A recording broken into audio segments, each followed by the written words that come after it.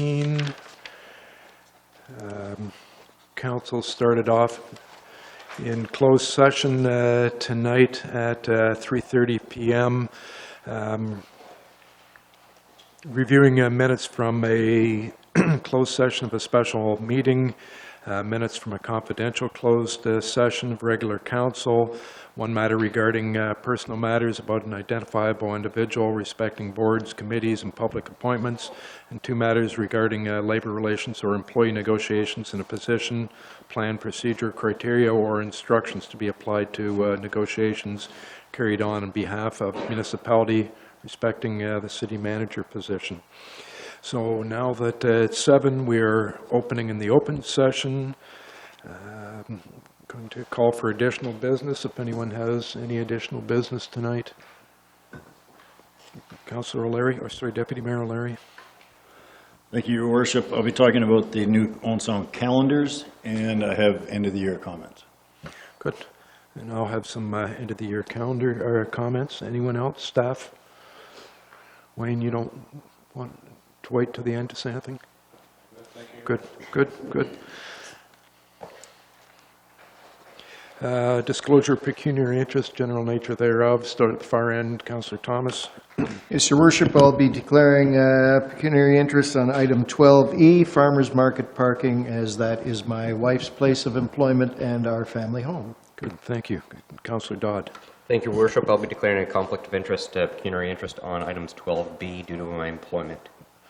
Thank you, and I will be declaring a pecuniary interest in 13E business licenses as one of the businesses that is getting their license I've acted for in a professional capacity.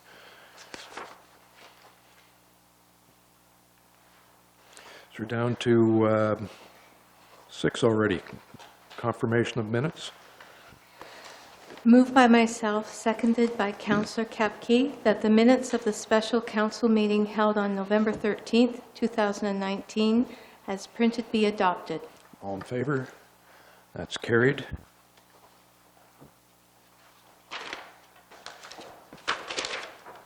Yep, keep going. Moved by myself, seconded by Councillor Hamley, that the minutes of the closed session of the special council meeting held on November 13th, 2019, as printed be adopted. All in favor? That is carried. Thank you. The next one. Moved by myself, seconded by Councillor Kapke, that the minutes of the special council meeting held on November 21st, 2019, as printed be adopted. Councillor Craig. Thanks, Member. I would like to just to note that item 191121-011D, it states in the minutes that my motion was to remove the stormwater separation from the 5-year capital plan. That's not correct. It was to remove the stormwater separation from the calculation of the development charge. Okay. So we're approving those as amended then. And all in favor? That is carried. Is there one more?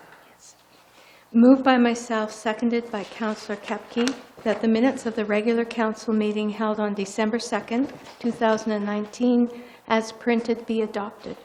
All in favor? That is carried. You've got quite a list. I do. Moved by myself, seconded by Councillor Kapke, that the minutes of the closed session of the regular council meeting held on December 2nd, 2019, as printed be adopted. All in favor? That is carried. And one more. Moved by myself, seconded by Deputy Mayor Brian O'Leary, that the minutes of the special council meeting held on December 10th and 11th, 2019, as printed be adopted. All in favor? And that is carried. Oh, no, you're not done. Number 7. Moved by myself, seconded by Deputy Mayor Brian O'Leary, that City Council now move into Committee of the Whole to consider public meetings, deputations and presentations, public question period, matters arising from correspondence, reports of city staff, consent agenda, committee minutes, matters postponed, motions for which notice was previously given, and additional business. Your voice going? All in favor? That is carried. Now you're done for a while. So we are now in Committee of the Whole. We are at number 8 on our agenda. There are no public meetings tonight. There is a deputation from Mr. Kafalis with regard to 10th Street Bridge.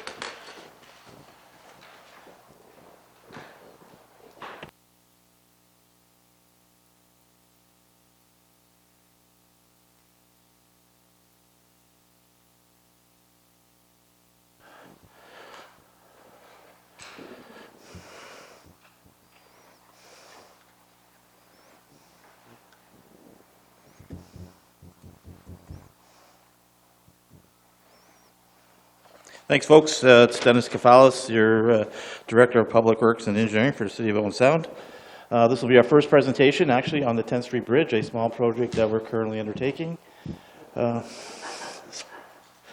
Anyways, as all projects go, they always go so smoothly, and in this case, this is one of those projects, which is really not true. But anyways, it is going smoothly considering the number of obstacles that we have faced to date.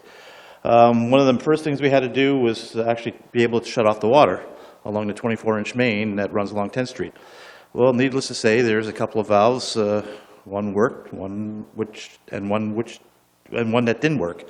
The one that we thought wouldn't work worked, and the one we didn't think would work worked. So we actually had to come up with a solution to help the contractor along.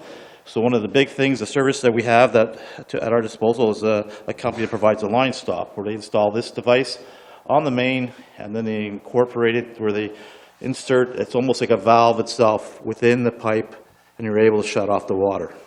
So, great idea. It's going to work. We've got them lined up. They came in. The big thing about this, though, is they tell us, sorry, that's what the line stop looks like after it's installed. And essentially, they give it a crank. You can see where it's in the blue tube is what the valve ends up looking like. So it actually inserts into the pipe, and it opens up like a web inside the pipe and shuts off the water. But in order to install this, you have to install clamps on the end at the joints of the pipes. So when the clamps came, our superintendent of water distribution was observing everything, make sure everything was done right. He started looking through the instructions and realized that these clamps that we've used for years, they used to be spec'd for 2 types of pipe, plastic pipe, PVC, and HDPE pipe, as well as a ductile iron. For some reason, was no longer being specified for the ductile iron pipe. So, lo and behold, what do? So we got on the phone with the manufacturer and said, well, listen, it seems the company is no longer specing this clamp for these pipes, something we've used for years and years. It was a big surprise to our supplier. So they went back and realized within the whole area, they've been using these clamps. And we finally figured out that, well, there's different clamps that need to be used. We used to use these up north. They're Robar clamps. They're proper clamps. So we actually did a little bit of research, found a supplier. Our local supplier was very disturbed by this in the case that he thought they had the right clamps that were specified for the project. In fairness to them, the manufacturer should have issued a industry bulletin telling everyone you can't use these clamps anymore for ductile iron. So we located a supplier in Alabama, and I said, well, I don't care what it takes. These clamps got to be here on Monday so we can continue doing the job. And sure enough, our supplier got in the car, drove down to Alabama Friday afternoon, and got back here Sunday afternoon, and the clamps are ready to go for installation on Monday. So this is what we face on a project of this type. So part of the project included additional water main installation that we wanted to connect the tap into the existing 24-inch and tie into the new water main that was installed along First Avenue East. So we got through that pretty easily, thank God. But at the end of the day, we had to install a vault in this area that would include a new valve. Well, then after we made sure that the vault would arrive on site and on time, the contractor came back to us and said, well, who's going to be responsible for this vault if it gets damaged if we install it now with all the ongoing work with the demolition and the piling and everything else? And we said, well, we've looked at the schedule and said it doesn't necessarily have to be put in now. It can be put in on a later date. And there's the intervals within the project that will allow us to do it without actually having an impact on the critical path. So that decision was made. We'll take the vault, we'll stick it up in the yard and wait for it to be installed sometime in the spring, early summer. Great, so what are we going to do? We're going to cap the line. Again, great idea. So we go to install the cap, and Mike Duncan again is there, and he's looking at it. This doesn't fit. So let's take it and bring it to a machine shop and machine it down so it fits. So we did it once, went back, and then for some reason the pipe actually ovals with all the pressure of the ground on top of it. So it's not quite round, it's kind of offset by a little bit. So tried it a second time. Again, hey, it's going to fit. No, it's not. Back to the machine shop. So a project that we thought would take, or actually a task that we thought would take about half a day, ended up taking 13 hours. So at the end of the day, you can see the next picture. At the end, you have to put a great big thrust block. And that was one of the other issues. They figured if we put the vault in, you wouldn't have enough resistance behind the vault in order to stop from the pipe from being pushed apart because of all the pressures. It's 24 inches at 100 pounds per square inch. It's a lot of pressure. So what you have to do is you have to have enough resistance and gravel behind it in order to keep it from pushing apart. So what you do is you install a great big thrust block of concrete, and again, great time of year to be pouring concrete. Well, at least we have our contractors very, lots of experience. So we understood this, so we said, well, we've got to add certain additives to this concrete slurry to make sure it sets and meets the necessary strengths that we expect. So sure enough, the stuff arrives on site. I remember I took my dogs for a walk. I came back just as the concrete truck was coming in, backs up, and this goop pours out of the back of the truck. And the poor inspector on site, never seen this before, says, well, this will never set. Well, 15 minutes later, we achieved 24-hour strength. And right now, this is the strongest concrete you'll find anywhere in this area. It's about 3 times what we expected, but it's actually working, and it was done, and they were able to continue the job. And this happened on a Friday night, so by the time Monday morning came, we were able to backfill and continue going. So before we actually started any demolition, well, we had to take necessary precautions. So the contractor has to install these sectional barges into the river to make sure it catches any debris falling from the bridge and or the building. So at least look at the beautiful day that was, nice and sunny. Haven't seen too many of those, but anyway, so then he starts on the building. So again, hey, simple, it's a building, it comes down, but not necessarily. You have to actually start almost deconstructing the building. So as he went along, you can see they're equipped with a grappler and a spotter on another man lift to make sure the building is not, as we're demolishing I guess the northern part of the structure, the southern part of the structure is not being damaged. So before they actually started all this, they actually go in and gut the whole building and take away all the ducts and all the woodwork inside and everything else. And one thing I forgot to mention there is, of course, what do you come across, even though you've done an inspection, is you come across asbestos that's hidden behind some ducts. And you wouldn't really notice it until you start taking apart the building. So thank God Shooten has certain crews. They had to bring in the crew to remove the asbestos and do it properly, so that was done. So as we're pulling apart the building, you notice by the arrow that there's these steel beams that go across the roof. Well, there's one on each kind of like 1/3 of the span of the building, and we said, well, originally thought they would be sit in pockets, so they would just cover that portion of the building, that front portion of the structure. Well, thank God they had a look and they took their time. They had a visual inspection and realized that beam runs right across both buildings. So if they had started tugging on that without taking their time and doing a proper job, we would have damaged the remaining building. So needless to say, they had to cut it with a torch and then remove it. Sorry. And again, no harm, no foul. The other building was fine. You can see here evidence of why the barges are put in place. This is actually adjacent to the building. You can see the bricks that have fallen into it. So again, they do that to make sure nothing falls into the river and has minimal to no impact at all on the natural surrounding environment. So next thing you know, they got down the first story, then they took down the second story, and they progressed along. Here's a picture of what it looked like when they were finished. Part of it included actually saw cutting the bricks and the stonework on each side of the building to make a nice clean cut, and you can see they've done that. They've taken their time to make sure they haven't damaged the remaining building. And there's the foundation. So after this was all done, it came to light that there were certain things that weren't done as part of the original construction, and that was tying in the shared brick wall with the exterior walls on the outside. Usually you can connect the bricks in a certain way or lay the bricks so that actually everything's connected. Well, that wasn't done, so we had to take necessary precautions and come up with a plan to connect the middle shared wall with the 2 exterior walls. And then there was also some issues regarding the foundation that were brought to light, and our structural engineer thought, well, we should do something while we're here, because if we let it go and start backfilling it, we might cause damage to the remaining foundation. So a plan was come up to pour a wall against that foundation, another wall, like an additional foundation wall, first insulated and pour the wall, and then again to put some connecting links, some plates and angle iron and bolts and lag bolts to tie in the bricks of the shared wall and exterior walls. So that is all being done in conjunction with 2 different crews. One is working on the building, the other one's actually continuing with demolition.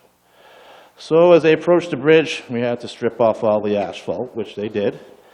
And then they started excavating, well, before that, that's right. So they, before actually working on the bridge, they actually took down the pedestrian walkway on the north side of the bridge. So again, what they did here is disconnected it from both sides, dropped it onto the barges that were sitting there, and then cut it apart and slowly removed it. Again, nothing's falling in the river, nobody's hurt, it's all done systematically. You can see the grappler there calling off big chunks of concrete, reinforced concrete, that form part of that pedestrian bridge. And there's just another picture. And what they do is after they break it apart in sections, you actually have to go in with a cutting torch and cut all the rebar, and you can see all the rebar that's contained in those in the concrete pedestrian walkway. One thing they've been doing throughout the whole project is actually separating all the materials. So you separate into bricks, steel, wood, concrete, asphalt, and then you dispose of it appropriately. In a sense that this way you'll get, for them, it's easier to do than trying to lump it all in together so they get a better price, and it was all part of their original price. And it's the environmental friendly thing to do when actually demolishing a structure of this nature or building. So then they started on the superstructure itself. So just before that, they actually had to haul away all this material that they filled in as part of ballast for the superstructure, which was this pit run that they must have found in a local pit. Most people never could figure out where it came from because it was kind of red in nature, but it was a clay pit run, and a pit run is like just a combination of materials at different stone sizes and everything else. So that was kind of it gives you a bit of the history of what went into building this bridge and trying to figure out which pit it actually came from, because it's long since been depleted and no one had an idea where it came from. So one big thing that we've noticed too as we got through this, and really, you know, some people would think, oh, the bridge is going to last forever. Well, that's not really the case. You can see where the arrow's pointing at the smaller broken up debris that the jackhammer actually created when working on the superstructure. But what was happening, you see a lot of the rebar is free of concrete. What was happening is the rebar, or the concrete, was actually delaminating from the rebar. Usually when you start busting up you know, monolithic concrete structures, what you'll end up doing is big chunks of rebar, or big chunks of concrete still stuck to your rebar. That wasn't the case when they took apart the bridge, which gave us the warm and fuzzy feeling that we actually probably scheduled this right, and it was probably a good time to start taking the bridge down and replacing it. Here I just want to show you a picture of, you can see the building itself. They've actually started pouring the concrete wall as part of the foundation, and there, this is, again, you know, it's a team, this is really a team effort, whether it's Mike Duncan pointing out things and finding solutions, or, you know, then you have our structural engineer coming up with solutions to reinforce that building. But then the contractor comes back to us and he said, well, I'm worried about the surcharge of pouring that wall in one pour. So what they said, let's pour it in sections. So we pour about 2 to 3 feet, let it set, pour again 2 to 3 feet, let it set, and that way you're putting less surcharge on that wall, because you're worried about if you do it all at once, that foundation wall may have collapsed. So again, it's everyone's bringing something to the table to trying a solution to come up with this a good final product. And then another thing we found was, well, sometime in the past, they poured another layer of concrete, not sure how they did it, underneath the bridge after the original construction. So we were still trying to figure out how they actually built a form and poured that, and you can see that where the arrow's pointing, there was a layer of thick concrete that was really fairly strong, but again, it must have happened sometime after they poured the original superstructure. So that in itself must have been an engineering feat, and it would have been great if we had some documentation as how they did that. And you can see the actual little excavator working on the off of barges right underneath the bridge. So that was something to see. And you can see, imagine there's still people that were actually making their way through the site and actually jumping down and crossing the bridge, even though, you don't even want to know. It's just, we shake our heads and we see this happening, but people figure, I guess, it's safe.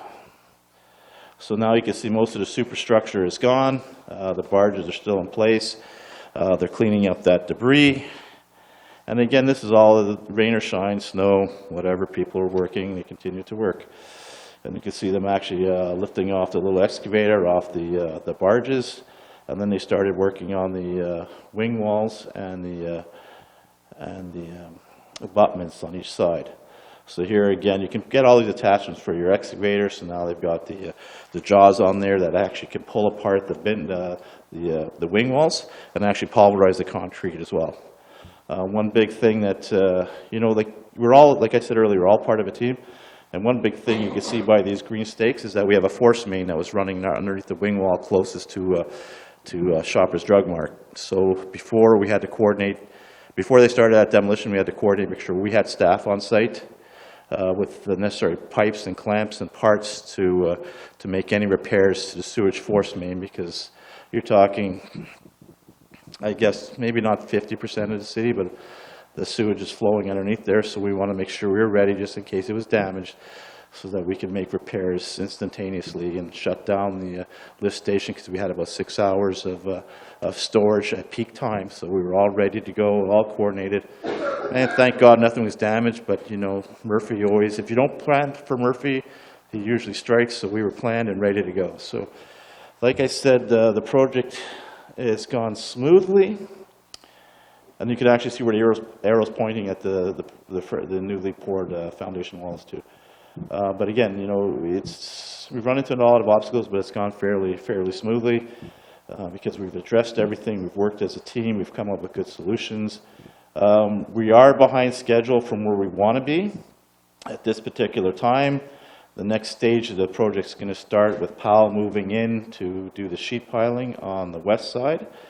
So last week, it was the week before, I actually asked the contractor, I said, well, we know you're behind, so I want you to go back through your schedule, tighten it up, and then come back with solutions how you're going to remain on schedule to make sure that the bridge is open for traffic before next Christmas. They did, they went through the schedule, they've tightened things up, they're still predicting that they'll be finished before next Christmas. And they've also come back with methods where they can gain time, and that's by adding additional piling crews so they can work on both sides of the river simultaneously. So they're a very organized contractor. They sat down, they got all the resources together, they got all the big wigs together to sit at a board table and make sure they had commitments. So the critical path, we're still maintaining the critical path. And the big thing is actually gearing up late in the next summer for the deck crews to make sure that's the most important part right now that we have to make sure that we meet, because you don't want to lose that deck crew. They got to get in here. As soon as they get in here, then we're going to have a finished product.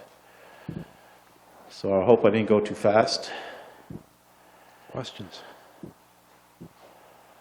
No, you must have gone just the right speed. There's no Great. questions. Excellent. Good. Don't be Thank you. shy.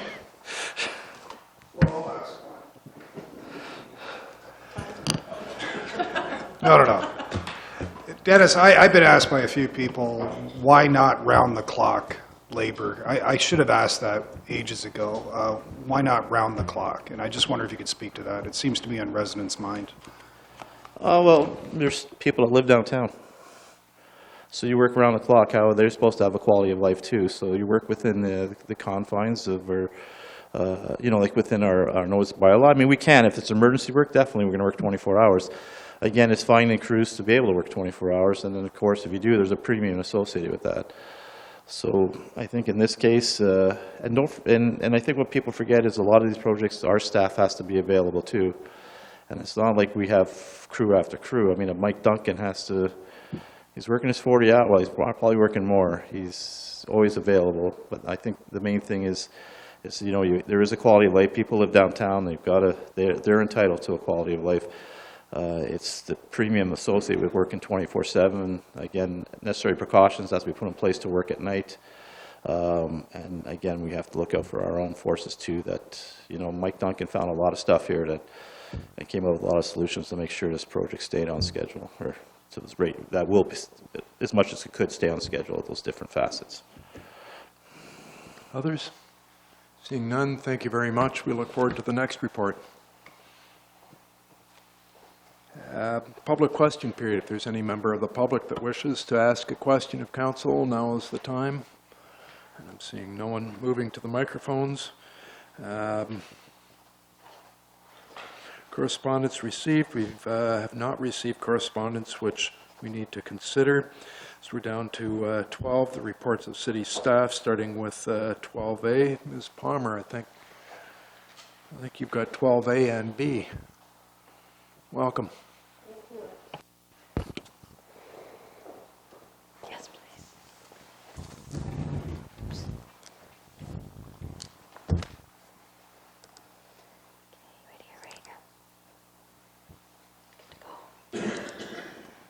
Thank you. Pardon me, sorry.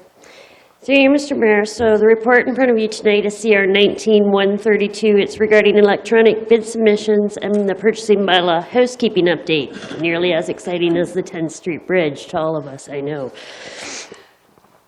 You'll remember back in August, I came forward to council with identifying 4 projects that we had identified related to procurement functions. And that was really process review and development of work instructions, utilization of the contract management system, the purchasing bylaw review, and electronic bid submissions. We've completed the utilization or the implementation of the contract management system. It's gone very smoothly. And we're now ready to update the purchasing bylaw so that we can begin electronic bid submissions. So just a few key changes to the purchasing bylaw. So it's important to note that the purchasing thresholds and the approval thresholds are not changing. And that's probably the biggest question that people will ask about it. The 4 key changes are that we're changing it from a document that had process and policy items to be a policy framework only. We've clarified roles of council and staff. We've increased accountability, and we revised definitions of terms. So the previous purchasing bylaw served the city well. There's few challenges, but it only contemplated specific procurement processes. So it spoke specifically to doing requests for tenders, requests for proposals, and it restricted the implementation of electronic bid submissions by having process-specific items in it, like when we were going to have public openings. So the purchasing bylaw will still continue to identify when a procurement process is to be used. It just won't dictate which process is to be used. But it still maintains all the principles of best value for public money, accountability, fairness, and adaptability. So documenting and updating rules and definitions. So this is not new. This is what's been in practice for years. Some of it was already in the purchasing bylaw, but we wanted to clean up the language a little bit, make it a little easier to read for both staff, for when they're trying to interpret what's required. So we've just documented clearly separating political and administrative functions related to procurement, and that also gives suppliers and the public enhanced clarity.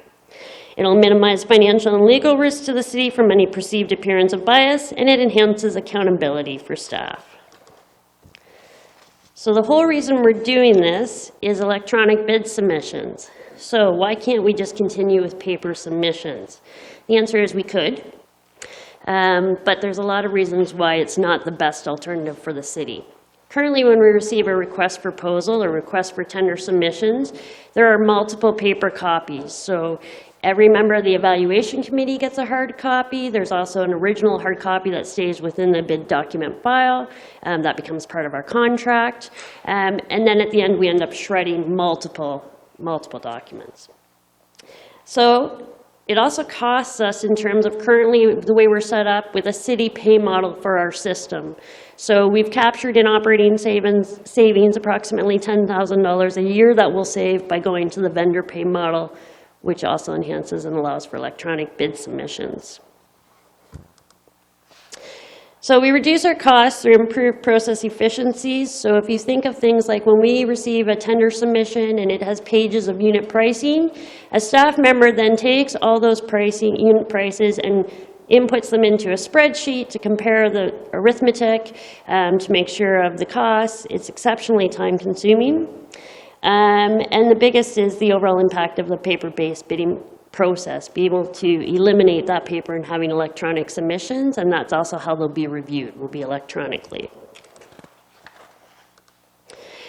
We reduce risk of exposure to litigation, and this is really around ensuring or reducing bids that are submitted that are non-compliant. And I'll show you on the next screen a couple of ways of how that happens. But it'll also give us a lot better access to real-time reporting, and it helps us to maintain compliance with trade agreements. So this is just a snapshot. I'm not sure how well you can see it, but these are 3 separate snapshots from the electronic bidding system.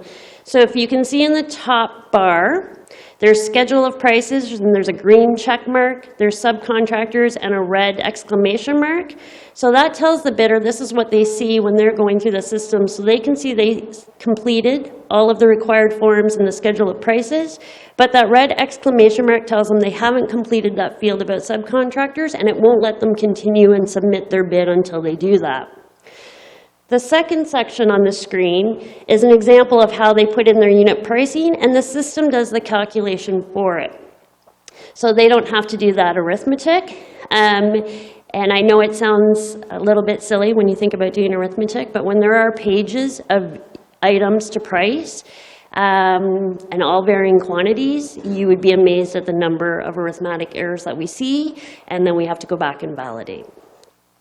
The bottom part is just a little bit of an example of how you can make certain sections mandatory or non-mandatory. So, for example, you could have Part A of a bid, and it would have 2 items that they have to price out. You can make that mandatory. The second one, Part B, can be mandatory, and they have to complete it. And again, it shows them the red exclamation mark where they haven't put in those prices for Part A that they have to complete. And then you could make, say, example, if this was provisional items on their third item, you could make that not mandatory, so items they don't have to price. So I just wanted to provide, this is a quick summary, I know, but I wanted to provide you with an update of why we're updating the purchasing bylaw, some of the changes that we're making, reassuring you that it aligns with trade agreements and best practice. This is really enabling the electronic bid submissions, and it's really ensuring that we're still following the principles of public procurement. And I'm happy to take any questions. Questions? Go ahead, Marion.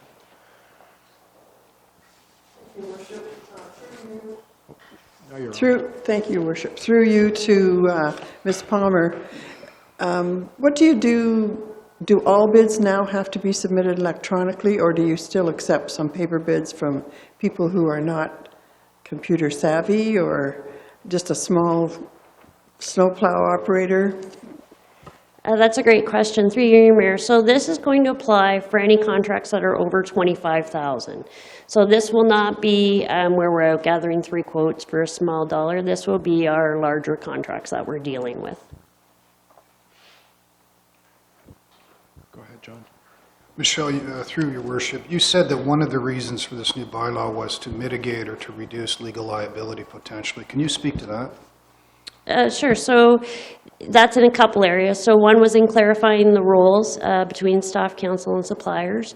And the others is reducing risk related to bid submissions if there is a error within the bid, or if they have negated to do something within the bid, they cannot submit a non-compliant bid. So we cannot accept it because they haven't submitted it. Whereas now, it's up to staff to diligently review and ensure that it is compliant and that we're accepting it.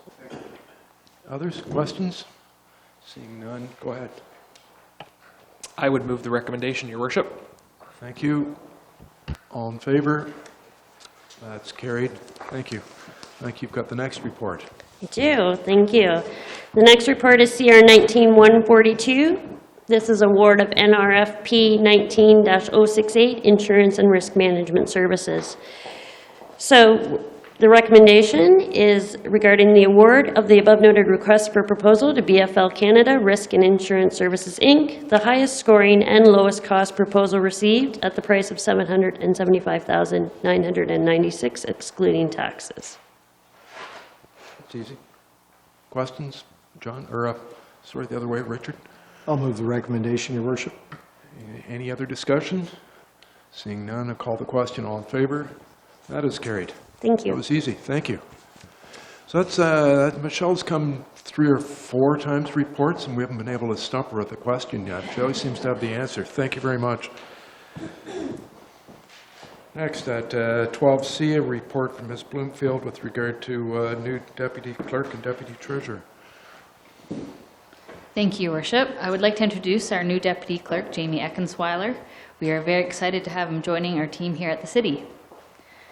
With the hiring of Jamie and the promotion of Nellie Morrow to deputy treasurer, we need to update our appointed officers bylaw. The motion in this report is to make these changes to the bylaw. Sorry, Councillor Kepi, go ahead. Thank you, Your Worship. I'd be happy to move the recommendation in the report. Any discussion? All in favor? And that is carried. Welcome. You got to kind of start during the budget process, so we saw you before, but the public hasn't, so welcome to Owen Sound.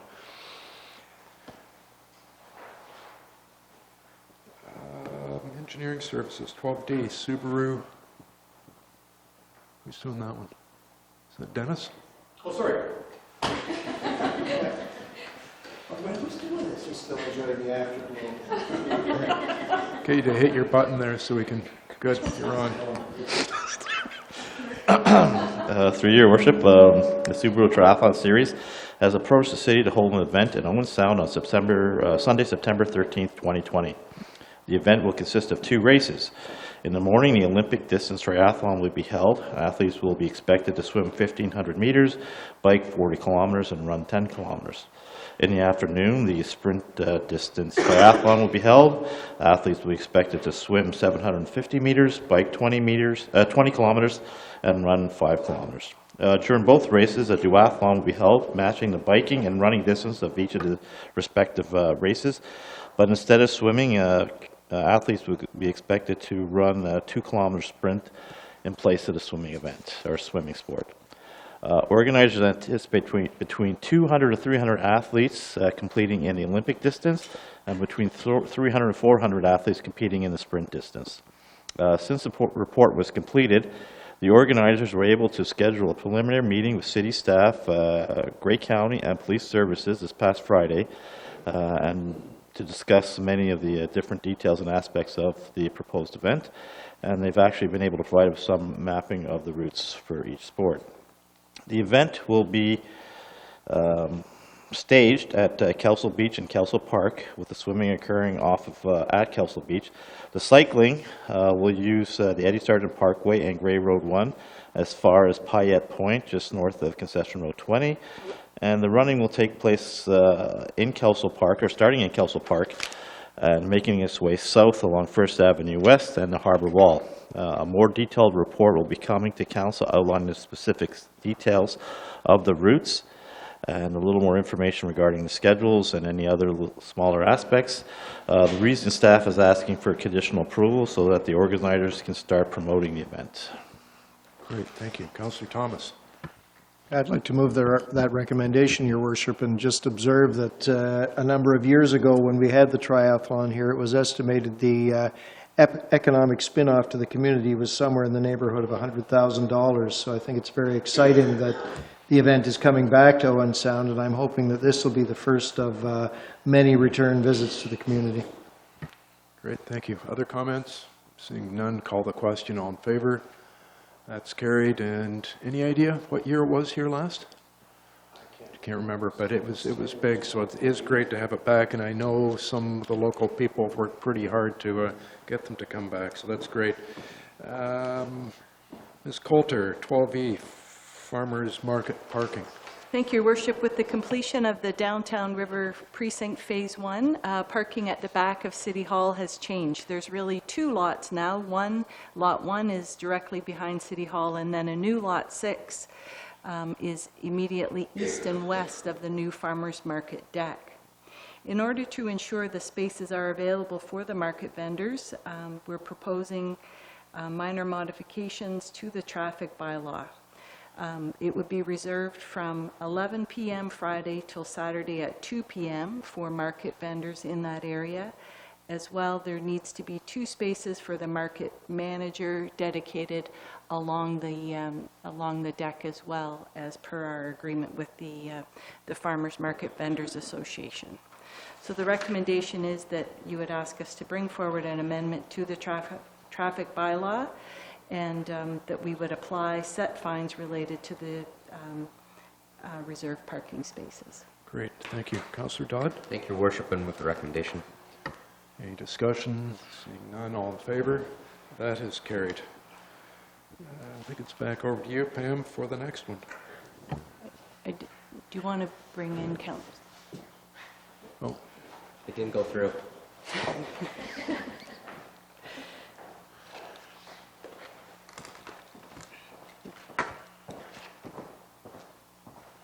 Sorry, I should have mentioned on that last report, we're going to shuffle, sorry, Richard. Sorry, I'm just... Oh, good. I should have mentioned, on the map that was included with your packages, we have the 2 spaces adjacent to the accessible spaces. By parking there overnight, it makes snow removal in the accessible spaces more difficult, so we're going to move them down to the north end of the market deck. So with that, Your Worship, there'll be a small change in where those spaces will be. so not where they are on the map here in Right. red, but further down. The Okay, most To the north. northerly spaces. good, thank you.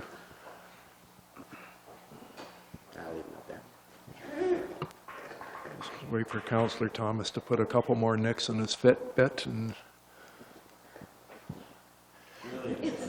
he's slowly getting in shape for the Subaru Triathlon. Okay, Your Worship, this is a report regarding the recent amendments to the Police Services Act that require every municipal council to prepare and adopt a community safety and well-being plan. The legislation came into effect January 1 in 19, and the plan needs to be approved by January 2021, so the clock is ticking. Legislatively, there is the flexibility to do a joint plan, and this council had requested Grey County take the lead on a collaborative approach.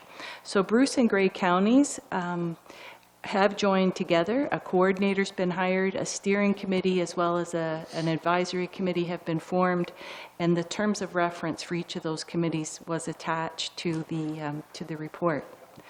The legislation requires a multi-sectoral advisory committee, so there is a broad spectrum of people and agencies at the advisory committee meetings representing a lot of different interests. There has to be a consultation with the public, and that will start after January. Then we need to identify and prioritize risk factors and strategies to reduce those risks and also have measurable outcomes. So tonight, Council is requested to report a representative to the ad hoc committee and approve a bylaw to approve the collaborative agreement. Councillor Kepke has been appointed on behalf of Owen Sound Police Services Board, as well Chief Ambrose is the police representative, and I have been attending meetings and supporting the work of the advisory committee to date. So the work has been underway in terms of asset mapping, and as I mentioned, public consultation will begin early in January. There'll be at least 2 public meetings, several one-on-one meetings, as well as an online survey. So watch for more to come on that. So Your Worship, Council is asked to receive the report and approve a bylaw to authorize the Mayor and Clerk to execute the collaborative agreement and appoint myself as the city's rep to the advisory committee. Great, thank you. Councillor Merton? I would move the recommendation to approve the bylaw and to appoint Pam Coulter to the committee. Okay, any further discussion? Go ahead. Thanks very much. The only, and it's a large committee and they're engaging large segments of the populace. The only segment that jumped out at me that I thought was intriguing not being there was the religious sector of some sort, way, shape or form, because say what you will about religion, but and it is declining, but or participation is declining, but it engages good people and thoughtful and caring community members. So I was just kind of struck that there was an absence of someone to represent the religious demographic in the population. Thanks. You want to speak to it? Yeah. Through you, Your Worship, just last week they're starting to think about the public engagement, and I wonder if our faith communities wouldn't be a group that would be part of that public consultation and the consultations that will happen next year. So certainly I can mention that at the next meeting. Thank you. Further discussion? Seeing none, I'll call the question. All in favor? That is carried. Back to Mr. Kafalis with regard to Green Stream. Thank you, through Your Worship. Staff is requesting approval from Council to submit an application for funding under Investing in Canada Infrastructure Program, specifically the Green Stream, for the replacement of the East Bayshore Sewage Pumping Station. The proposed cost of replacement for the pumping station is $1.96 million. The funding request will be for 2/3 of that cost in the amount of approximately $1.3 million. The East Bayshore Pumping Station is a 2020 capital project which consists of replacing the 2 existing old sewage pumping stations with one pumping station that can adequately serve the service area in question currently and in the future. And if the application is successful, the grant will reduce the burden of funding through debenture and ultimately collected through wastewater rates. Thank you. Go ahead, Councillor Craig. Thanks, Mayor White. This has been a project several years getting to, well, 2020, which we're committed to doing this work next year. So thanks to staff for putting this project in for consideration in the grant program. And I move the recommendation. I cross my fingers that this would be a lovely Christmas gift for the residents of Owen Sound and our we're not exactly running surpluses in wastewater yet, so this would be a very welcome and fortunate funding if we were so blessed. Any other discussion, questions? Seeing none, I'll call the question. All in favor? That is carried. Thank you. We're down to the last report. Go ahead. Thank you, Worship. The Owen Sound and Chatsworth Agricultural Societies are partnering to create a regional agricultural learning and demonstration site directly adjacent to Grey Roots. The property totals 20 acres in size and has been generously donated by Marilyn and Everett Hall. This site will be for residents and visitors to learn about the importance of agriculture, how food is grown, and where our food comes from. There will be 2 buildings on site, one for the office staff and washroom facilities, plus a large room for displaying agricultural exhibits. A second large barn-style structure will be used to temporarily house livestock during the regional fair and agricultural events. These buildings will be constructed at the expense of the 2 agricultural societies. The site will also contain a track, and part of the site will be used for parking during the regional fair and events. The intent is to maintain the look and feel of a farm/agricultural site. The focus of the regional fair will include cattle displays and competitions, homecraft competitions and educational displays of the county's past and present agricultural ways of life. Other events as part of the regional fair would include the traditional midway end games, tractor pulls, and a demolition derby. The plan still has several challenges to face in 2020, including approval from the Niagara Escarpment and construction of the buildings. The goal is to have the amalgamation complete to host its first annual fall fair, September 3rd to 5th, 2021. The county is providing funding of approximately $34,000 for what has been named Fast Lane Plus. Sydenham campus is developing a one-stop shop for entrepreneurial activity and advancement in our region. This is a business accelerator program that will provide scale-up services to entrepreneurs looking to grow and expand their businesses, which differs from the startup services already provided by the Business Enterprise Center. The county is providing a one-time grant of $33,000 to assist in the hiring of an international student community coordinator. This is an opportunity for Georgian College and Grey County to collaborate for mutual benefit. The position will be responsible for facilitating community integration for international students, building relationships with the private sector to assist students in securing housing, jobs, transportation, and positively integrate into the community. This aggressive recruitment plan is committed to doubling its international student roster from 65 to 130 at the Owen Sound campus. Thank you, Your Worship. I didn't introduce that very well for you. So that was the report from Grey County Council on Thursday, December 12th. I might just add the accelerator program that's going up in Sydenham. Grey County has hired somebody named Jen Christie, who people that are familiar with 4-H will be familiar with her, and it's a pretty impressive resume that she's presenting to lead this, and I think she's going to do really well. Yep, go ahead. Thanks for that, Deputy Mayor. I just want to do a real shout out for Dr. and Marilyn Hall. That was a very generous donation. And also for Henry Feenstra and others that have worked for many, many years on these local fair boards. They're getting older, and they're trying to leave a legacy, and I think this is a terrific idea. I note the condition that NEC has to approve this, that it will not be a minor matter, but I wish them well in that process. So just a shout out to them. Great, thank you. Number 13, go ahead, Brina. Through your worship, on the consent agenda this evening is a planning notice for Meaford, minutes for receipt from the Library Board, Police Services Board, and the Grace Harbor Conservation Authority. And several businesses have received their license, including CKR Events for craft shows throughout the city. Fox Salon and Spa has relocated to 1050 2nd Ave East, Unit 6. Mr. Transmission at 1055 1st Ave West has a new owner. J. Bradley Paralegal Services at 299 9th Street West. Capturing Eden West Fog at 973 2nd Ave West. And Connect Rehabilitation Yoga Fitness Inc. at 110 16th Avenue East, Unit B. Lastly, there is the council information package. A full listing is available at 13F. Good, thank you. Moved by myself that City Council receives item 13A to 13F on the consent agenda dated December 16th, 2019. Thank you. All in favor? That is carried.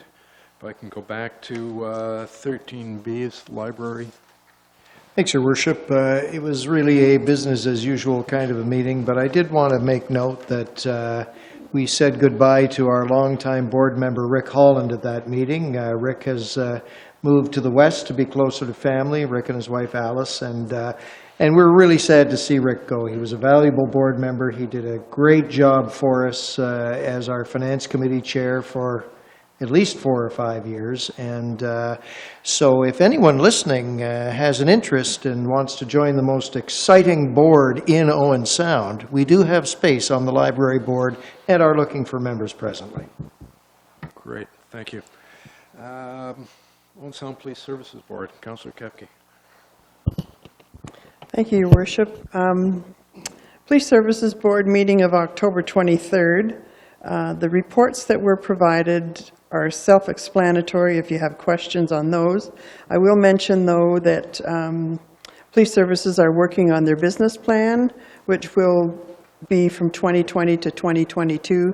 They have reached out to stakeholders, and I believe you attended that, Your Worship, for that stakeholders meeting? Last Monday. Last Monday, and I attended on Friday, which was the staff meeting, and lots of analysis and information took place, as well as other types of surveys are taking place. So if you have input or want to have input at all in that business plan, make sure you call the police services and provide what you wish on their types of services they are providing. Other than that, Your Worship, I'm open to any questions on the reports that are provided. Good, thank you. Seeing none, do you want to jump to the next report of the Conservation Authority? I will, Your Worship. October 23rd meeting, again, those Wednesdays are busy Wednesdays for me, with police all morning and conservation all afternoon. Conservation Authority, just a few things of note there. They've signed a new agreement with the Bruce Trail Conservancy, and that is for maintenance of the portions of the Bruce Trail that pass through conservation properties.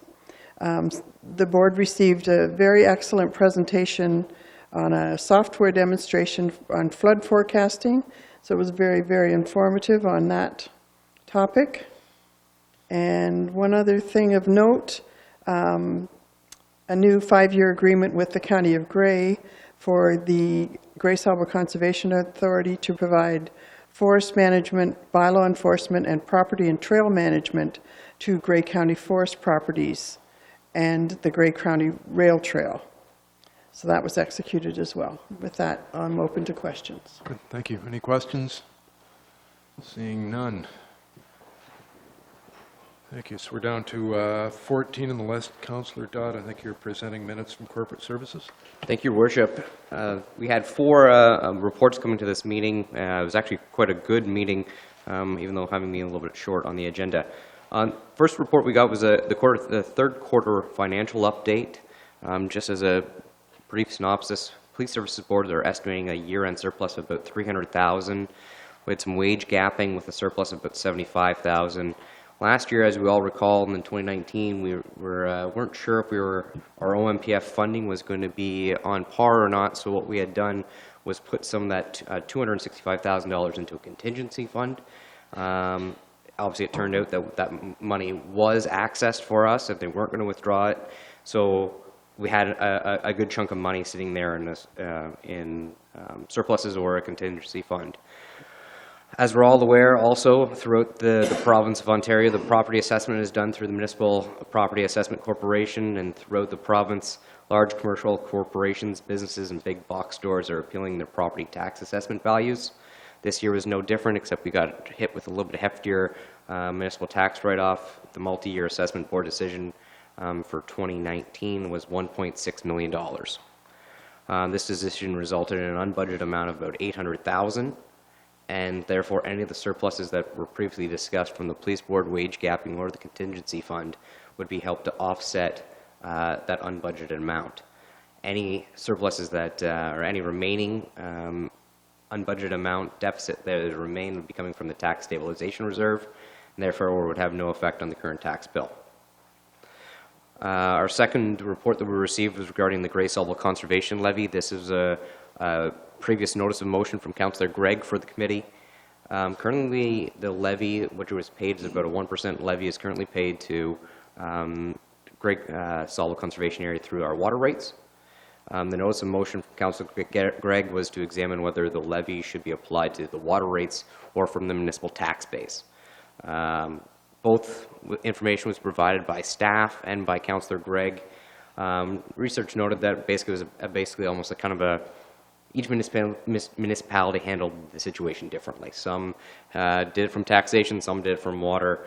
It was really basically up to the council, individual council.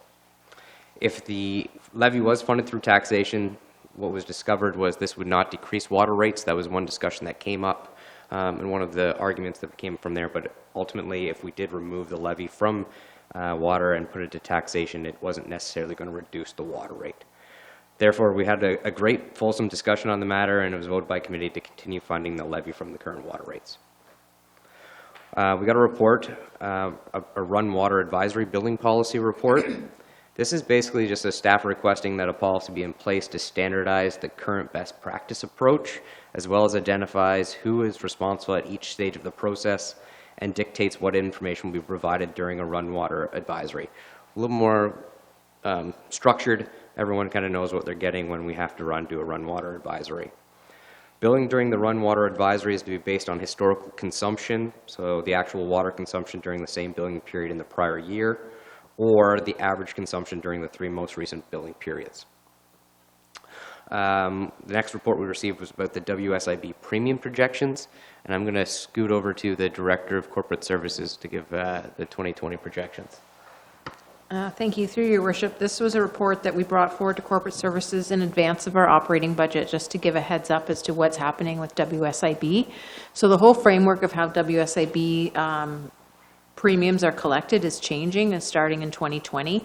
In the past, we would have a sort of industry-wide premium, and then we would be assessed either a surcharge or a refund, depending on how our unique experience relates to the experience of that sort of band as a whole.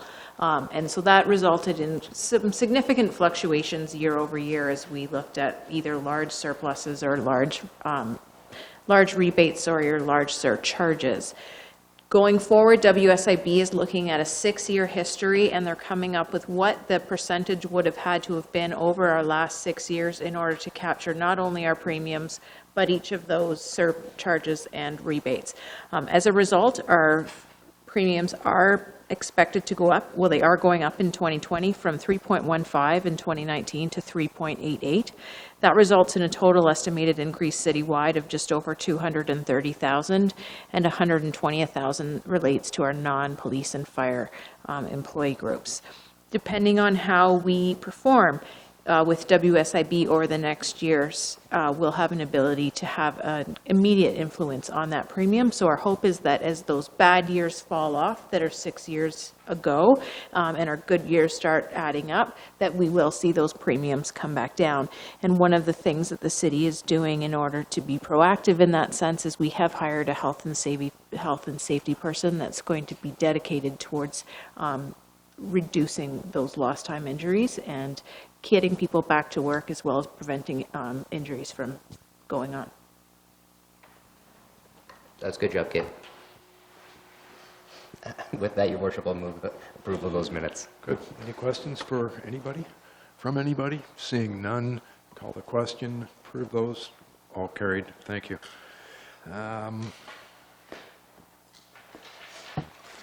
Down to number 15, we have no matters that are postponed. We have no notices of, or motions with notices previously given. Discussion of additional business. I guess it's just you and me. Fire away. Thank you, Your Worship. I'll hold this up. The 2020 Sutton Sound Realty Owen Sound Events Calendar are now available. They're available at the Service Owen Sound desk here at the City Hall, and will also be distributed through the Sun Times flyer packages this coming Thursday, December the 19th.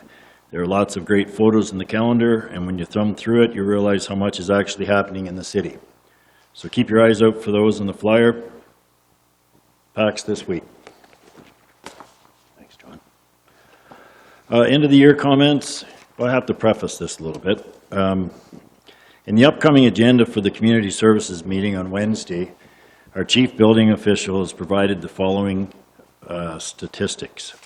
Between the years of 2000 and 2018, the average annual construction value was $25,867,458. At the end of November of 2019, our year-to-date construction value is at $32,699,311. which is a 25% increase from the same time period in 2018.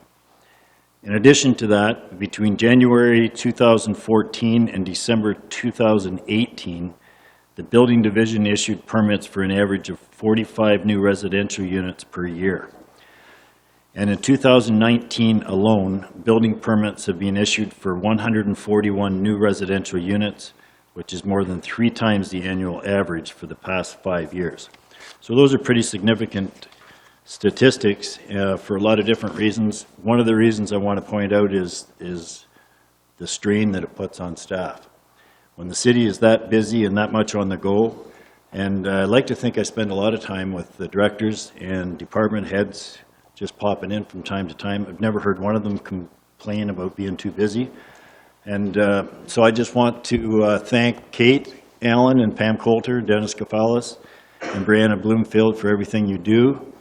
And to council, my fellow council members, I hope everyone has a Merry Christmas, and Mayor Boddy, and I hope everyone's looking forward to 2020 as much as me. Thank you.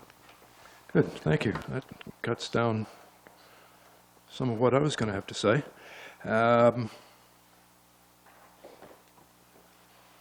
Yeah, throughout the year I get the opportunity to attend events, meetings, proudly represent the city. And we're fortunate to live in a city that is caring, generous, and look after each other throughout the year.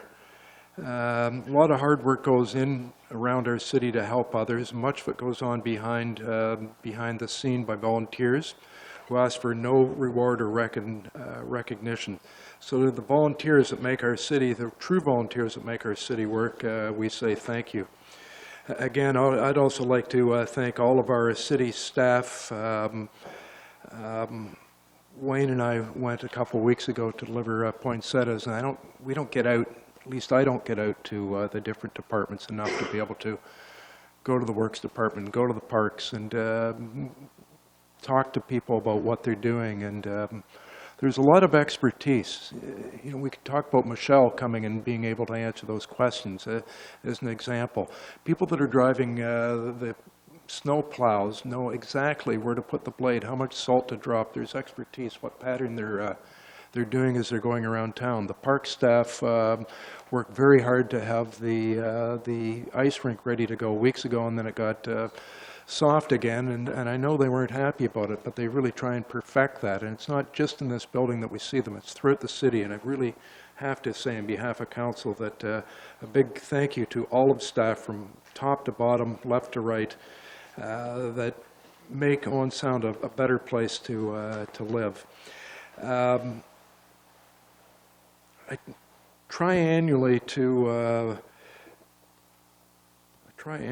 get my computer to work, to sort of cover some of the decisions and accomplishments we've made in 2019, and I'm finding it each year getting more difficult because it's blurred, because I can't remember what we've decided this year and what we've decided previous years and played out this year. But I do know that this council made the final decision to fund the River Precinct and to go ahead with that, and I think we're all pretty proud of 7 years of planning that Pam carried it, at least maybe 8. How that's come together and how good our river looks right now, and we can just foresee how people are going to use that. This council decided to approve the water main upgrades on the west side of town, so the Horseshoe and 3rd Avenue, 9th Street and 2nd Avenue West. It partly helped us be able to plan for the 10th Street Bridge replacement, but it was water main work that needed to be done anyway. 8th Street Bridge, I don't know if I just mentioned that, was also on that list of things we did. Long needed upgrades at the library were done this year. Removing free parking for up to 2 hours downtown after 50 years of discussions got done, and we built a better working relationship out of that with DIA and with our staff for promoting and planning. Traditionally, municipalities and governments look to lower unemployment. Right now, we're sitting at 2.4% in this area, 4 counties, and that is too low.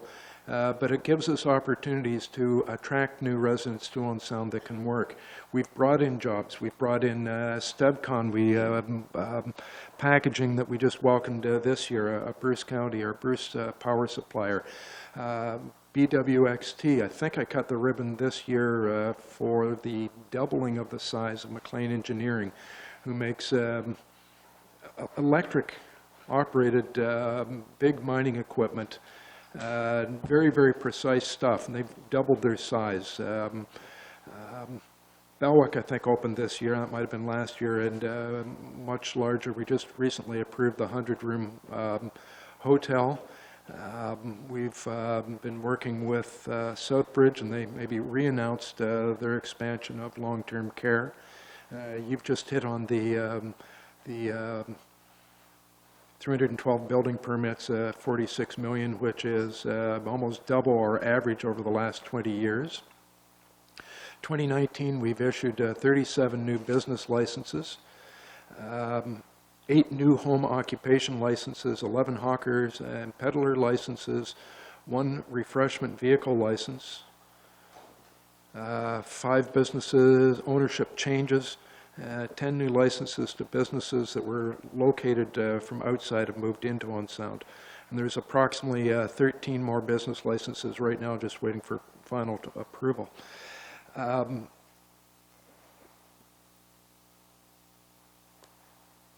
see if I can do this. I'm trying to jump around a little bit.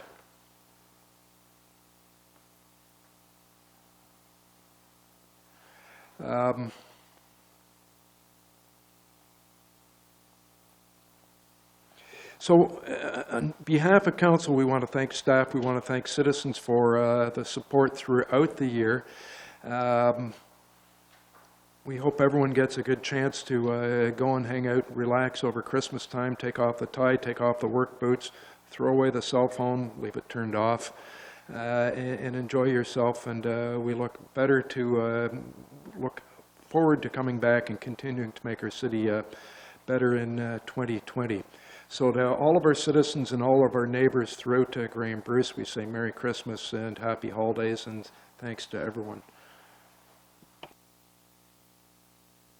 So 18, yeah. Moved by myself that the Committee of the Whole rise and report. All in favor? That's carried. Number 19.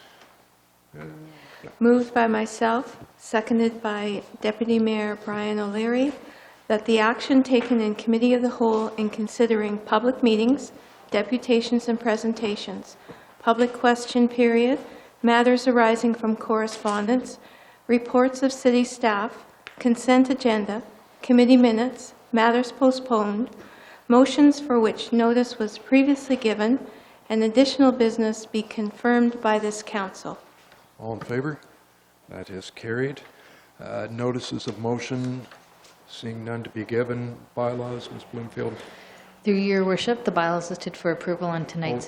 Just before you go, I'm going to stop you just there. Back to Deputy Mayor Larry first. I apologize, Your Worship. I have a pecuniary interest in item 21E as I have shares in another restaurant.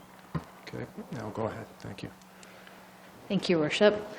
So bylaws listed for approval on tonight's agenda include the confirmatory bylaw, a bylaw to amend the traffic bylaw to adjust school bus loading and unloading zones at Owen Sound District Secondary School and to accommodate changes related to the Downtown River Precinct project, a bylaw to execute an agreement with Gimel respecting the records retention portion of the electronic document and records management system, a bylaw to establish development charges for Owen Sound, a bylaw to execute a lease agreement for Harrison Park Inn, and a bylaw to amend the appointed officers bylaw to appoint a deputy clerk and a deputy treasurer. Great, thank you. Councilor Morton.